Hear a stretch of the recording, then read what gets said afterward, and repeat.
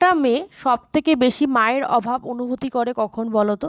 যখন একটা মেয়ে বিয়ে করে শ্বশুরবাড়ি গিয়ে থাকে, শ্বশুরবাড়ি সংসার করে, তখন কিন্তু প্রতিটা পদে পদে প্রতিটা মুহূর্তে সে তার মাকে মিস করে।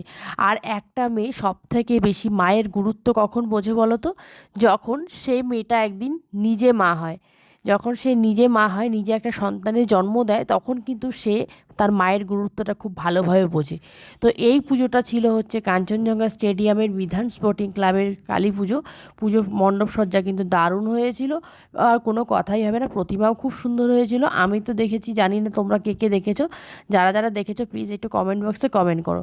তো চলো বন্ধুরা, এই ছিল আমার ছোট্ট একটা মিনি ভ্লগ। ভালো লাগলে অবশ্যই লাইক করো, নতুন বন্ধু হয়ে থাকলে কিন্তু আইডিটা ফলো করতে ভুলো না। দেখো প্রতিমাটা যেন মনে হচ্ছে যে এখনই কথা বলবে, এত সুন্দর, মায়ের মুখটা এত মিষ্টি হয়েছে। সত্যি মা আমাদের প্রত্যেকের জীবনেই কিন্তু শ্রেষ্ঠ, তাই মা খুব মূল্যবান।